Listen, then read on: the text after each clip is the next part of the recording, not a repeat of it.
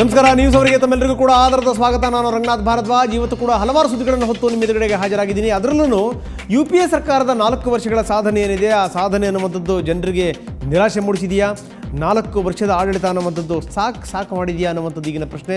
ಯಾಕಂದರೆ ಬೇರೆ ಬೇರೆ ವಾಹಿನಿಗಳು, ಬೇರೆ ಬೇರೆ ಸಂಸ್ಥೆಗಳು ಇದ್ರ ಬಗ್ಗೆ ಒಂದಷ್ಟು ವಿಷಯಗಳನ್ನು ಕಲೆ ಹಾಕಿವೆ, ಸಮೀಕ್ಷೆಗಳನ್ನು ಮಾಡಿವೆ. ಸಮೀಕ್ಷೆಯಲ್ಲಿ ಬಂದಿರುವಂಥ ಅಂಕಿ ಅಂಶಗಳು ನಿಜಕ್ಕೂ UPAಗೆ ಒಂದು ದೊಡ್ಡ ಪಾಠ, ಭಾರಿ ನಿರಾಶೆ.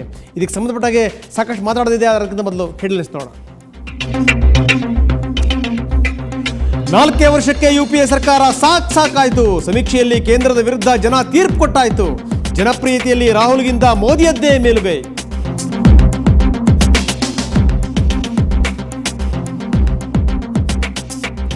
ದೆಹಲಿಯಲ್ಲಿ ಸಂಪುಟ ವಿಸ್ತರಣೆ ಕಸರತ್ತು. SR ಪಾಟೀಲ್, ಮೋಟಮ್ಮ ಕೋಳಿವಾಡಗೆ ತಥಾಸ್ತು. ಮಂತ್ರಿಗಿರಿಗಾಗಿ ಮುಂದುವರೆದಿದೆ DKಶಿ ಬಿಗಿ ಪಟ್ಟು.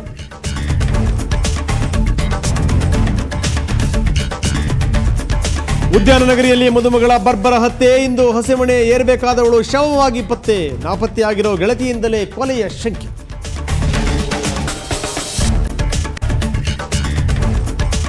ಮಾಲೆಗಾಂವ್ ಬ್ಲಾಸ್ಟ್ ಕೇಸ್, RSS ಮೂಲದ ಆರೋಪಿಗಳಿಗೆ clean chit. Colonel Purohit, Aseemanand ಹೆಸರುಗಳೇ ಚಾರ್ಜ್ ಶೀಟ್ನಿಂದ ಔಟ್.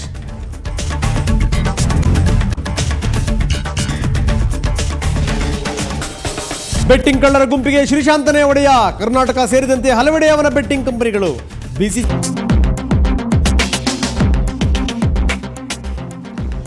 ಎರಡನೇ ಬಾರಿಗೆ UPAಯನ್ನು ಚುನಾಯಿಸಿದಂಥ ಜನ ಬಹಳಷ್ಟು ಕನವರಿಕೆಗಳನ್ನು ಇಟ್ಕೊಂಡಿದ್ರು. ಆದರೆ UPA 2 ಎಷ್ಟರ ಮಟ್ಟಿಗೆ ಕಾರ್ಯನಿರ್ವಹಿಸಿದೆ ಅನ್ನುವಂಥದ್ದು ಈಗಿನ ಪ್ರಶ್ನೆ. ಯಾಕಂದರೆ ಸಮೀಕ್ಷೆಯ ಪ್ರಕಾರ ಎಲ್ಲೊಂದು ಕಡೆಗೆ ಇವರು ಜನಪ್ರಿಯತೆಯನ್ನು ಕಳ್ಕೊಂಡಿದ್ದಾರೆ. UPA 2 ಆಡಳಿತದ ಬಗ್ಗೆ ಜನರಿಗೆ ಎಲ್ಲೊಂದು ಕಡೆಗೆ ಬೇಸರ ಆಗಿದೆ. ಅಷ್ಟೇ ಅಲ್ಲ, ಭ್ರಷ್ಟಾಚಾರ ಮಿತಿಮೀರಿ ಹೋಗಿದೆ, ಮುಗಿಲು ಮುಟ್ಟಿದೆ ಅನ್ನುವಂಥ ಒಂದು ಮಾತನ್ನು ಕೂಡ ಜನಸಾಮಾನ್ಯರು ಆಡಿರುವಂಥದ್ದು. ಇದು ತುಂಬ ಸ್ಪಷ್ಟವಾಗಿ ಗೊತ್ತಾಗುತ್ತೆ. ಮನಮೋಹನ್ ಸಿಂಗ್ ಅವರ ವಿರುದ್ಧ ಆಗಿರ್ಬೋದು, ಜೊತೆಗೆ ಯುವರಾಜನ ವಿರುದ್ಧ ಆಗಿರ್ಬೋದು, ದನಿಗಳು ಏಳ್ತಾ ಇವೆ ಅನ್ನುವಂಥದ್ದು ತುಂಬ ಸ್ಪಷ್ಟ. ಯಾಕಂದರೆ ನಾವು ಹೇಳ್ತಿರುವಂಥ ಮಾತಲ್ಲ, ಅಂಕಿ ಅಂಶಗಳೇ ಇದನ್ನು ಸಾರಿ ಹೇಳ್ತಾ ಇದ್ದಾವೆ. ಸರ್ಕಾರದ ಬಗ್ಗೆ ಜನರಲ್ಲಿ ಬೇಸರ ಮೂಡಿಸಿದೆಯಾ? ಪ್ರಧಾನಿ ಮನಮೋಹನ್ ಸಿಂಗ್ ಆಡಳಿತ ನಿರಾಸೆ ಮೂಡಿಸ್ತಾ? ಈ ಮಾತನ್ನು ನಾವು ಹೇಳ್ತಿರುವಂಥದ್ದಲ್ಲ, ನಾನು ಆರಂಭದಲ್ಲಿ ಹೇಳಿದೆ. ಹೆಡ್ಲೈನ್ಸ್ ಟುಡೇ ಹಾಗೂ ಸಿ ವೋಟರ್ ಸಮೀಕ್ಷೆಯಲ್ಲಿ ಈ ಅಂಶ ಬಯಲಾಗಿರುವಂಥದ್ದು. ಈ ಸಮೀಕ್ಷೆಯ ಪ್ರಕಾರ ಕಾಂಗ್ರೆಸ್ ವಿಶ್ವಾಸಾರ್ಹತೆಯನ್ನು ಕಳ್ಕೊಂಡಿದೆ. ಲೋಕಸಭೆ ಚುನಾವಣೆಯಲ್ಲಿ BJP ಅತಿ ದೊಡ್ಡ ಪಕ್ಷವಾಗಿ ಹೊರಹೊಮ್ಮಲಿದೆ ಅಂತ ಸಮೀಕ್ಷೆ ಹೇಳಿದೆ. ಇನ್ನು ಸಮೀಕ್ಷೆಯಲ್ಲಿ ಗುಜರಾತ್ CM ನರೇಂದ್ರ ಮೋದಿ ಮುಂದಿನ ಪ್ರಧಾನಿಯಾಗಲಿಕ್ಕೆ ಜನರು ಒಲವನ್ನು ವ್ಯಕ್ತಪಡಿಸಿದ್ದಾರೆ. ಭಾವಿ ಪ್ರಧಾನಿ ಅಂತಲೇ ಬಿಂಬಿತವಾಗ್ತಿರೋ ಕಾಂಗ್ರೆಸ್ ಯುವರಾಜ ರಾಹುಲ್ ಗಾಂಧಿ ನಾಯಕತ್ವದ ವಿರುದ್ಧ ಜನ ಅಸಮಾಧಾನವನ್ನು ವ್ಯಕ್ತಪಡಿಸಿದ್ದಾರೆ. ರಾಹುಲ್ಗೆ ಆಡಳಿತದಲ್ಲಿ ಅನುಭವ ಇಲ್ಲ ಅಂತ ಸಮೀಕ್ಷೆಯಲ್ಲಿ ಸ್ಪಷ್ಟವಾಗಿ ಜನ ಅಭಿಪ್ರಾಯಪಟ್ಟಿದ್ದಾರೆ. ವಿಶೇಷ ಅಂದರೆ NDAಗೆ ಮೋದಿಯೇ ಆಧಾರ, ಮೋದಿನ ಪ್ರಧಾನಿ ಅಭ್ಯರ್ಥಿ ಅಂತ ಬಿಂಬಿಸೋದು ಈಗ ಅನಿವಾರ್ಯ ಅಂತ ಅನಿಸ್ತಾ ಇದೆ.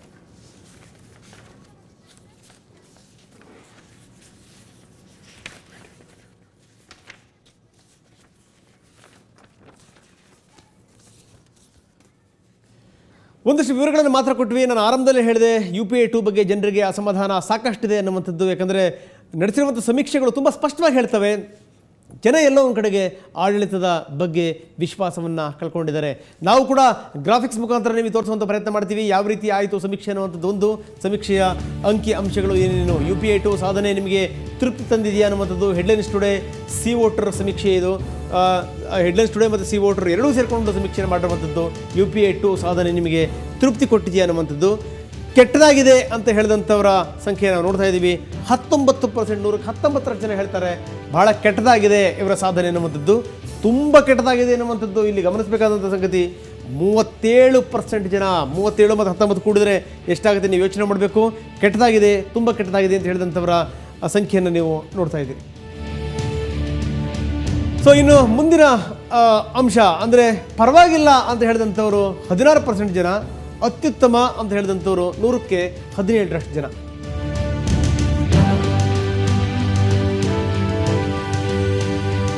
ಇನ್ನು ಹೇಳೋಕ್ಕಾಗಲ್ಲ ಅಂತ ಹೇಳಿದಂಥವ್ರ ಸಂಖ್ಯೆ ಕೂಡ ದೊಡ್ಡದೇ ಇದೆ. 100ಕ್ಕೆ 16% ಜನ ನಾವು ಯಾವುದೇ ರೀತಿಯ ಅಭಿಪ್ರಾಯವನ್ನು ವ್ಯಕ್ತಪಡಿಸಲ್ಲ ಅನ್ನುವಂಥ ಮಾತನ್ನು ಹೇಳಿದ್ದಾರೆ. ಮುಂದಿನ ಪಾಯಿಂಟ್ಗಳನ್ನು ನೋಡೋಣ ಬನ್ನಿ. ಪ್ರಧಾನಿ ಸಿಂಗ್ ನೇತೃತ್ವದ ಸರ್ಕಾರ ವಿಶ್ವಾಸಾರ್ಹತೆ ಕಳ್ಕೊಂಡಿದೆಯಾ ಅನ್ನುವಂಥದ್ದು ಎರಡನೇ ಪ್ರಶ್ನೆಯಾಗಿತ್ತು. ಹೆಡ್ಲೈನ್ಸ್ ಟುಡೇ ಮತ್ತು ಸಿ ವೋಟರ್ ಸಮೀಕ್ಷೆ ಪ್ರಕಾರ ಹೌದು ಅಂತ ಹೇಳಿದಂಥವರು 100ಕ್ಕೆ 67ರಷ್ಟು ಜನ. ತುಂಬ ಸ್ಪಷ್ಟವಾಗಿ ಗೊತ್ತಾಗುತ್ತೆ ಜನರ ಅಸಮಾಧಾನ ಅನ್ನುವಂಥದ್ದು ಎಷ್ಟರ ಮಟ್ಟಿಗಿದೆ ಅನ್ನುವಂಥದ್ದು. ಪ್ರಧಾನಿ ಸಿಂಗ್ ನೇತೃತ್ವದ ಸರ್ಕಾರ ವಿಶ್ವಾಸಾರ್ಹತೆ ಕಳ್ಕೊಂಡಿದೆಯಾ ಅಂತ ಹೇಳಿದಂಥವ್ರ ಸಂಖ್ಯೆ 100ಕ್ಕೆ 67ರಷ್ಟು ಜನ. ನೆಗೆಟಿವ್ ಅಂಶಗಳ ನಡುವೆನೂ ಕೂಡ ಇತರರಿಗೆ ಹೋಲಿಸಿದರೆ ಓಕೆ ಅಂತ ಹೇಳಿದಂಥವ್ರು 100ಕ್ಕೆ 31ರಷ್ಟು ಜನ. ಸೊ ಋಣಾತ್ಮಕ ಅಂಶಗಳ ನಡುವೆನೂ ಕೂಡ ಇತರರಿಗೆ ಹೋಲಿಸ್ಕೊಂಡ್ರೆ ಪರವಾಗಿಲ್ಲ ಅಂತ ಹೇಳಿದಂಥವ್ರ ಸಂಖ್ಯೆ 100ಕ್ಕೆ 31. ಗೊತ್ತಿಲ್ಲ ಅಂತ ಹೇಳಿದಂಥವ್ರ ಸಂಖ್ಯೆ 2%. ಮುಂದಿನ ಪಾಯಿಂಟನ್ನು ನೋಡಬನ್ನಿ. ರಾಹುಲ್ ಗಾಂಧಿ ಬಗ್ಗೆ ಜನ ಏನಂತಾರೆ? ಪ್ರೌಢಿಮೆ ಇಲ್ಲ, ಒಂದು ಮೆಚ್ಯೂರಿಟಿ ಇಲ್ಲ ಅಂತ ಹೇಳಿದಂಥವ್ರ ಸಂಖ್ಯೆ 100ಕ್ಕೆ 32ರಷ್ಟು ಜನ. ಅನುಭವ ಇಲ್ಲ ಅಂತ ಹೇಳಿದಂಥವ್ರು 100ಕ್ಕೆ 29% ಜನ. ಬಹುಶಃ ಈ ಮನೋಭಾವನೆ ಅನ್ನುವಂಥದ್ದು ಎಲ್ಲ ಕಡೆಗೂ ಇದೆ ಭಾರತದಲ್ಲಿ ಅಂತ ನಾನು ಭಾವಿಸ್ತೀನಿ. ಯಾಕಂದರೆ ಎಲ್ಲೆಲ್ಲಿ ರಾಹುಲ್ ಹೋದರೂ ನಾವು ಸರ್ಕಾರ ಸ್ಥಾಪನೆ ಮಾಡ್ತೀವಿ ಅಂತ ಬೇರೆ ಬೇರೆ ಭಾಗದಲ್ಲಿ ಬಿಹಾರ ಆಗಿರ್ಬೋದು, ಉತ್ತರ ಪ್ರದೇಶ ಆಗಿರ್ಬೋದು, ಬೇರೆ ಬೇರೆ ಭಾಗಗಳಲ್ಲಿ ಜನ ಅಷ್ಟೊಂದು ಅವರಿಗೆ ಬೆಂಬಲವನ್ನು ಕೊಟ್ಟಿಲ್ಲ. ತುಂಬ ಸ್ಪಷ್ಟವಾಗಿ ಗೊತ್ತಾಗುತ್ತೆ ಇದು. ಪ್ರೌಢಿಮೆ ಇಲ್ಲ ಅಂತ ಹೇಳಿದಂಥವ್ರು 100ಕ್ಕೆ 32ರಷ್ಟು ಜನ. ಅನುಭವ ಇಲ್ಲ ಅಂತ ಹೇಳಿದಂಥವ್ರು 100ಕ್ಕೆ 29ರಷ್ಟು ಜನ. ಸೊ ಇನ್ನು ಮುಂದಿನ ಪಾಯಿಂಟನ್ನು ನೋಡ್ತಾ ಇದ್ದೀವಿ. ಉದ್ಯಮ ಸ್ನೇಹಿ ಅಂತ ಹೇಳಿದಂಥವ್ರ ಸಂಖ್ಯೆ ಕೂಡ ದೊಡ್ಡದಾಗೇ ಇದೆ. 100ಕ್ಕೆ 28ರಷ್ಟು ಜನ ಇವರು ಉದ್ಯಮ ಸ್ನೇಹಿ. ಇವರೇನಾದರೂ ಪ್ರಧಾನಿ ಆದರೆ ಸೊ ಉದ್ಯಮ ಬೆಳಿಬಹುದು, ಕೈಗಾರಿಕೆಗಳಿಗೆ ಹೆಲ್ಪ್ ಆಗ್ಬೋದು ಅನ್ನುವಂಥ ಅಭಿಪ್ರಾಯವನ್ನು ವ್ಯಕ್ತಪಡಿಸ್ತಾರೆ. ಇನ್ನು ಪ್ರಾಮಾಣಿಕರು ಅಂತ ಹೇಳಿದಂಥವ್ರ ಸಂಖ್ಯೆ 100ಕ್ಕೆ 26ರಷ್ಟು ಜನ ರಾಹುಲ್ ಗಾಂಧಿ ಪ್ರಾಮಾಣಿಕರು ಅಂತ ಅಭಿಪ್ರಾಯ ಪಡ್ತಾರೆ. ಸೊ ಇನ್ನು ಯುವ ಪ್ರತಿನಿಧಿ ಅಂತ ಹೇಳಿದಂಥವ್ರ ಸಂಖ್ಯೆ ಕೂಡ ದೊಡ್ಡದೇ ಇದೆ. ಯುವ ಪ್ರತಿನಿಧಿ ಅಂತ ಹೇಳಿದಂಥವ್ರು 100ಕ್ಕೆ 24ರಷ್ಟು ಜನ. ಸೊ ಇನ್ನು ಮೋದಿ ಬಗ್ಗೆ ಜನ ಏನಂತಾರೆ? ಸಮರ್ಥ ವ್ಯಕ್ತಿ ಅಂತ ಹೇಳಿದಂಥವ್ರ ಸಂಖ್ಯೆ 100ಕ್ಕೆ 41ರಷ್ಟು ಜನ ಹೇಳ್ತಾರೆ ಮೋದಿ ನಿಜಕ್ಕೂ ಸಮರ್ಥವಾದಂಥ ವ್ಯಕ್ತಿ ಅಂತ. ಉದ್ದಿಮೆ ಸ್ನೇಹಿ ಅಂತ ಹೇಳಿದಂಥವ್ರ ಸಂಖ್ಯೆ ಕೂಡ 100ಕ್ಕೆ 40ರಷ್ಟು ಇದೆ ಅನ್ನೋದನ್ನು ನಾವು ಗಮನಿಸಲೇಬೇಕು. ಯಾಕಂದರೆ ಎಲ್ಲೆಲ್ಲಿ ಕಂಪ್ನಿಗಳು ಜಾಗ ಖಾಲಿ ಮಾಡ್ತಾವೋ ಅಂಥ ಎಲ್ಲ ಕಂಪ್ನಿಗಳಿಗೂ ಕೂಡ ಮೋದಿ ಒಂದು ಅವಕಾಶವನ್ನು ಒದಗಿಸ್ಕೊಟ್ಟಿರುವಂಥದ್ದನ್ನು ನಾವು ನೋಡ್ತಾ ಇದ್ದೀವಿ. ಬಹುಶಃ ಹಲವಾರು ನಿದರ್ಶನಗಳು ಇದರಲ್ಲಿ ತುಂಬ ಸ್ಪಷ್ಟವಾಗಿ ಕಾಣುತ್ತೆ. ಯಾಕಂದರೆ ನ್ಯಾನೋ ಘಟಕ ಅನ್ನುವಂಥದ್ದು ಅದು ವೆಸ್ಟ್ ಬೆಂಗಾಲಿಂದ ಗುಳೆ ಎದ್ದ ಮೇಲೆ ಬರಬೇಕಾಗಿದ್ದಂಥದ್ದು ನಮ್ಮ ಧಾರವಾಡಕ್ಕೆ. ಆದರೆ ಕೊನೆಯ ಕ್ಷಣದಲ್ಲಿ ಮೋದಿ ಮನವೊಲಿಸಿದರು. ಟಾಟಾ ಕಂಪ್ನಿ ಈಗ ಗುಜರಾತಿಗೆ ಶಿಫ್ಟ್ ಆಗಿರೋದನ್ನು ನಾವು ನೋಡ್ತಾ ಇದ್ದೀವಿ. ಹೀಗೆ ಹಲವಾರು ಕಂಪ್ನಿಗಳಿವೆ. ಎಲ್ಲರೂ ಕೂಡ ರಿಲಯನ್ಸ್ ಸೇರಿದಾಗೆ ದೊಡ್ಡ ದೊಡ್ಡ ಕಂಪ್ನಿಯವರು ಕೂಡ ಮೋದಿಯವರನ್ನ ಹೊಗಳ್ತಾರೆ. ಮೋದಿ ಏನಾದರೂ ಇದ್ದರೆ ಉದ್ಯಮ ಸಾಕಷ್ಟು ಬೆಳೆಯುತ್ತೆ ಅನ್ನುವಂಥ ಅಭಿಪ್ರಾಯವನ್ನು ವ್ಯಕ್ತಪಡಿಸಿರುವಂಥದ್ದು. ಜೊತೆಗೆ ಇಲ್ಲಿ ಇನ್ನೊಂದಿಷ್ಟು ಅಂಶಗಳಿವೆ. ಬಹಳ ಸಮರ್ಥವಾಗಿರುವಂಥ ವ್ಯಕ್ತಿ ಅನ್ನುವಂಥ ಮಾತನ್ನು ಕೂಡ ಜನ ಹೇಳಿದ್ದಾರೆ. ನಿಜಕ್ಕೂ ಸಮರ್ಥವಾಗಿರುವಂಥ ವ್ಯಕ್ತಿ ಅನ್ನುವಂಥ ಮಾತನ್ನು ಹೇಳಿರುವಂಥದ್ದು. ಆ ರೀತಿ ಹೇಳಿದಂಥವ್ರ ಸಂಖ್ಯೆ 100ಕ್ಕೆ 41ರಷ್ಟು ಜನ. ಉದ್ಯಮ ಸ್ನೇಹಿ ಅಂತ ಹೇಳಿದಂಥವ್ರು 40% ಜನ. ಒಳ್ಳೆಯ ಆಡಳಿತಗಾರ ಅಂತ ಹೇಳಿದಂಥವ್ರು 100ಕ್ಕೆ 38ರಷ್ಟು ಜನ ಈ ಮಾತನ್ನು ಹೇಳ್ತಾರೆ, ಒಳ್ಳೆಯ ಆಡಳಿತಗಾರ ಅನ್ನುವಂಥದ್ದು. ಇನ್ನು ನೆಗೆಟಿವ್ ಕೂಡ ಇದೆ ಅವರ ಬಗ್ಗೆ. ಎಲ್ಲ ವರ್ಗಗಳಿಗೂ ಕೂಡ ಹೊಂದೋದಿಲ್ಲ ಅಂತ ಹೇಳಿದಂಥವ್ರ ಸಂಖ್ಯೆ ಕೂಡ ಇದೆ. ಅದು 100ಕ್ಕೆ 19ರಷ್ಟು ಜನ ಹೇಳ್ತಾರೆ ಎಲ್ಲ ವರ್ಗಗಳಿಗೂ ಕೂಡ ಹೊಂದುವಂಥ ನಾಯಕ ಅಲ್ಲ ಮೋದಿ ಅನ್ನುವಂಥ ಅಭಿಪ್ರಾಯವನ್ನು ವ್ಯಕ್ತಪಡಿಸ್ತಾರೆ. ಇನ್ನು ಬಹಳ ಇಂಪಾರ್ಟೆಂಟ್ ಪ್ರಶ್ನೆ, ಪ್ರಧಾನಿ ಸ್ಥಾನಕ್ಕೆ ಯಾರು ಸೂಕ್ತವಾದಂಥ ಅಭ್ಯರ್ಥಿ ಅನ್ನುವಂಥದ್ದು ಪ್ರಶ್ನೆ ಆಗಿತ್ತು. ಹೆಡ್ಲೈನ್ಸ್ ಟುಡೇ ಮತ್ತು ಸಿ ವೋಟರ್ ಸಮೀಕ್ಷೆಯಲ್ಲಿ ಪ್ರಧಾನಿ ಸ್ಥಾನಕ್ಕೆ ಯಾರು ಸೂಕ್ತವಾದಂಥ ಅಭ್ಯರ್ಥಿ? ನರೇಂದ್ರ ಮೋದಿ 100ಕ್ಕೆ 38ರಷ್ಟು ಜನ ಹೇಳ್ತಾರೆ ನರೇಂದ್ರ ಮೋದಿ ಬಹಳ ಸೂಕ್ತವಾಗಿರುವಂಥ ಅಭ್ಯರ್ಥಿ ಅನ್ನುವಂಥ ಮಾತನ್ನು ಹೇಳ್ತಾರೆ. ಪ್ರಧಾನಿ ಆಗಲಿಕ್ಕೆ ಇವರು ಸೂಕ್ತವರು ಅಂತ ಹೇಳಿದಂಥವ್ರು 100ಕ್ಕೆ 38ರಷ್ಟು ಜನ. ನಾವು ರಾಹುಲ್ ಗಾಂಧಿ ಬಗ್ಗೆನೂ ಕೂಡ ಹೆಡ್ಲೈನ್ಸ್ ಟುಡೇ ಮತ್ತು ಸಿ ವೋಟರ್ ಸಮೀಕ್ಷೆಯವರು ಕೇಳಿದ್ದಾರೆ. ರಾಹುಲ್ ಗಾಂಧಿ ಬಗ್ಗೆ ಹೇಳಿದಂಥವ್ರು ಕೇವಲ 100ಕ್ಕೆ 14ರಷ್ಟು ಜನ ಮಾತ್ರ ಹೇಳ್ತಾರೆ ರಾಹುಲ್ ಗಾಂಧಿನೂ ಕೂಡ ಪ್ರಧಾನಿ ಸ್ಥಾನಕ್ಕೆ ಸೂಕ್ತವಾದಂಥ ಅಭ್ಯರ್ಥಿ ಅಂತ. ತುಂಬ ಸ್ಪಷ್ಟವಾಗಿ ಗೊತ್ತಾಗುತ್ತೆ ಇಲ್ಲಿ ಮೋದಿ ಮೇಲುಗೈ ಸಾಧಿಸಿರುವಂಥದ್ದು. ಇನ್ನು ಮನಮೋಹನ್ ಸಿಂಗ್ ಅವರು 100ಕ್ಕೆ 13% ಜನ ಮಾತ್ರ ಹೇಳ್ತಾರೆ ಮನಮೋಹನ್ ಸಿಂಗ್ ಸೂಕ್ತವಾದಂಥ ಅಭ್ಯರ್ಥಿ ಅನ್ನುವಂಥದ್ದು.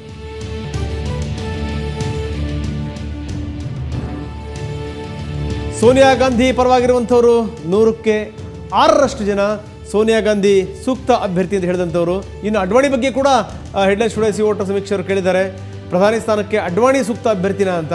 ಅಡ್ವಾಣಿ ಅವರಿಗೆ ಬಂದಿರುವಂಥ ಸಮೀಕ್ಷೆ ಬಂದಿರೋದು 105ರಷ್ಟು ಜನ ಮಾತ್ರ ಹೇಳ್ತಾರೆ ಅಡ್ವಾಣಿ ಸೂಕ್ತವಾದಂಥ ಅಭ್ಯರ್ಥಿ ಅನ್ನುವಂಥ ಅಭಿಪ್ರಾಯವನ್ನು ವ್ಯಕ್ತಪಡಿಸಿರುವಂಥದ್ದು. ಇದರಲ್ಲಿ ತುಂಬ ಸ್ಪಷ್ಟವಾಗಿ ಗೊತ್ತಾಗುವಂಥದ್ದು ಮೋದಿ ಇಲ್ಲಿ ಮೇಲುಗೈ ಸಾಧಿಸಿದ್ದಾರೆ ಅನ್ನುವಂಥದ್ದು. ಇನ್ನು ಪ್ರಧಾನಿ ಮನಮೋಹನ್ ಸಿಂಗ್ ಸಾಕಾ ಬೇಕಾ ಅನ್ನುವಂಥ ಪ್ರಶ್ನೆ, ಏನಾದರೂ UPA 3 ಅಸ್ತಿತ್ವಕ್ಕೆ ಬರೋದಾದರೆ ಮನಮೋಹನ್ ಸಿಂಗ್ ಸಾಕಾ ಬೇಕಾ ಅಂತ ಮನಮೋಹನ್ ಸಿಂಗ್ ಬದಲಾಗಲಿ ಅಂತ ಹೇಳಿದಂಥವ್ರು 100ಕ್ಕೆ 61ರಷ್ಟು ಜನ. ಮನಮೋಹನ್ ಸಿಂಗ್ ಅವ್ರ ಬಗ್ಗೆ ಯಾವುದೇ ಆರೋಪಗಳಿಲ್ಲ, ಅವರು ಭ್ರಷ್ಟರಲ್ಲ, ಆದರೆ ಎಲ್ಲೋ ಒಂದು ಕಡೆಗೆ ಭ್ರಷ್ಟಾಚಾರಿಗಳಿಗೆ ಅವರು ಅನುವು ಮಾಡಿಕೊಟ್ರು ಅನ್ನುವಂಥದ್ದೊಂದು ದೊಡ್ಡ ಆರೋಪ ಪ್ರಧಾನಿಗಳ ಮೇಲಿದೆ. ಪ್ರಧಾನಿ ತುಂಬ ಒಳ್ಳೆಯವರು, ಒಳ್ಳೆ ಮನುಷ್ಯ, ಮಿತಭಾಷಿ, ತುಂಬ ಒಳ್ಳೆಯ ಆಡಳಿತಗಾರ ಅಂತ ಹೆಸರನ್ನು ಪಡೆದಿರುವಂಥವ್ರು. ಆದರೆ ಅವರ ಸುತ್ತಮುತ್ತ ಇರುವಂಥವ್ರು ಸರಿ ಇಲ್ಲ, ಸುತ್ತಮುತ್ತ ಇರುವಂಥವ್ರನ್ನ ನಿಯಂತ್ರಣಕ್ಕೆ ತೆಗೆದುಕೊಳ್ಳುವಲ್ಲಿ ಪ್ರಧಾನಿ ವಿಫಲರಾದರು. ತಕ್ಷಣ ಬದಲಾಗಬೇಕು ಅಂತ ಹೇಳಿದಂಥವ್ರು 61ರಷ್ಟು ಜನ 100ಕ್ಕೆ. ಇನ್ನು ಮುಂದುವರಿಲಿ ಅಂತ ಹೇಳಿದಂಥವ್ರು 100ಕ್ಕೆ 37ರಷ್ಟು ಜನ. ಪರವಾಗಿಲ್ಲ, ಹೇಗೋ ನಿಭಾಯಿಸ್ಕೊಂಡು ಹೋಗ್ತಾ ಇದ್ದಾರೆ, ಅವರೇ ಮುಂದುವರಿಲಿ ಸದ್ಯಕ್ಕೆ ಅಂತ ಹೇಳಿದಂಥವ್ರು 100ಕ್ಕೆ 37ರಷ್ಟು ಜನ. ನೆಕ್ಸ್ಟ್ ಪಾಯಿಂಟ್,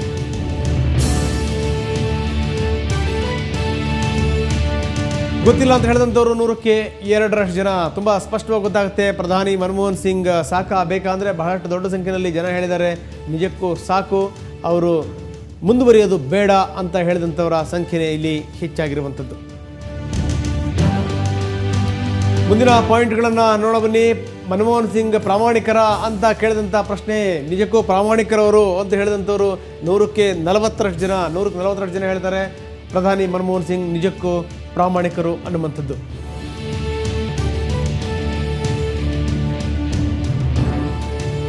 ಪ್ರಾಮಾಣಿಕರಲ್ಲ ಅಂತ ಹೇಳಿದಂಥವ್ರು 100ಕ್ಕೆ 33ರಷ್ಟು ಜನ. ಬಹುಶಃ ಇದರ ಹಿಂದಿನ ಅರ್ಥ ಏನು ಅಂತಂದರೆ, ಇವರು ಪ್ರಾಮಾಣಿಕರು ನಿಜ, ಆದರೆ ಪ್ರಾಮಾಣಿಕರಲ್ಲದವರು ಇವರ ಸಂಪುಟದಲ್ಲಿದ್ದಾರೆ. ಒಬ್ಬರಾದ್ಮೇಲೆ ಒಬ್ಬರು ರಾಜೀನಾಮೆಯನ್ನು ಕೊಡ್ತಾ ಇದ್ದಾರೆ, ಒಂದಾದ್ಮೇಲೆ ಒಂದು ಹಗರಣಗಳು ಬಹಿರಂಗ ಆಗ್ತಾ ಇದೆ. ತುಂಬ ಸ್ಪಷ್ಟವಾಗಿ ಗೊತ್ತಾಗುವಂಥದ್ದು ಏನು ಅಂತಂದರೆ, ಇವರು ಪ್ರಾಮಾಣಿಕರು, ಆದರೆ ಭ್ರಷ್ಟಾಚಾರಗಳಿಗೆ ಇವರು ಅನುವು ಮಾಡಿಕೊಟ್ರು ಅನ್ನುವಂಥ ಒಂದು ದೊಡ್ಡ ಆರೋಪ ಏನಿದೆ. ಬಹುಶಃ ಆ ಹಿನ್ನೆಲೆಯಲ್ಲಿ ಜನರ ಅಭಿಪ್ರಾಯ ಇರ್ಬೋದು. ಹೆಡ್ಲೈನ್ಸ್ ಟುಡೇ ಸಿ ವೋಟರ್ ಸಮೀಕ್ಷೆಯಲ್ಲಿ ಬಂದಿರುವಂಥದ್ದು ಏನು ಅಂದರೆ, ಪ್ರಾಮಾಣಿಕರಲ್ಲ ಅಂತ ಹೇಳಿದಂಥವ್ರು 100ಕ್ಕೆ 33ರಷ್ಟು ಜನ.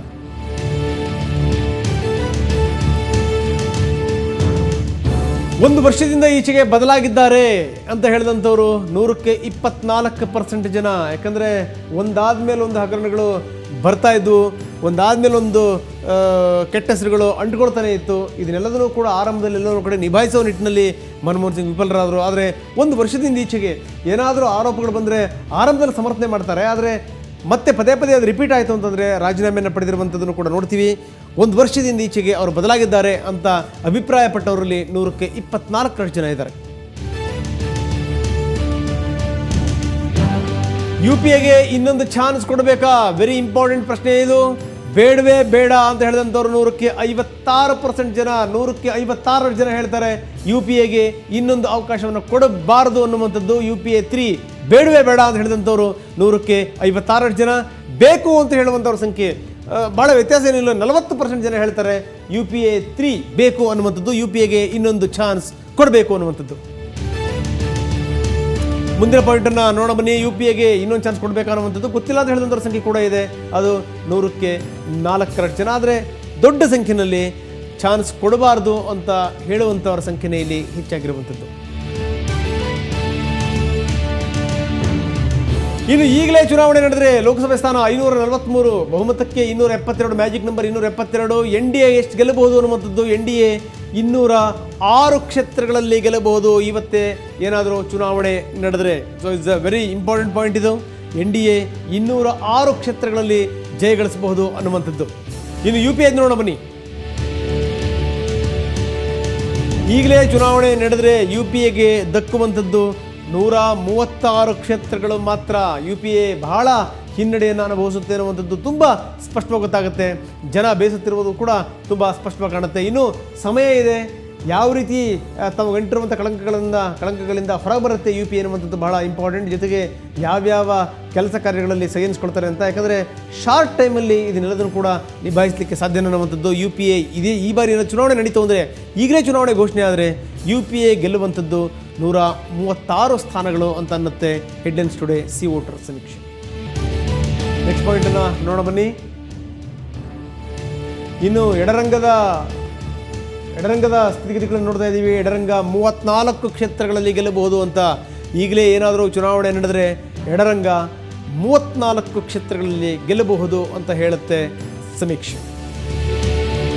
ಲಾಸ್ಟ್ ಪಾಯಿಂಟನ್ನು ನೋಡ ಬನ್ನಿ. ಇನ್ನು ಇತರರು ಎಷ್ಟು ಗೆಲ್ಲಬಹುದು ಅನ್ನುವಂಥದ್ದು. ಸಣ್ಣ ಪುಟ್ಟ ಪಕ್ಷಗಳು ಸೇರಿದಾಗೆ 167ರಷ್ಟು ಜನ.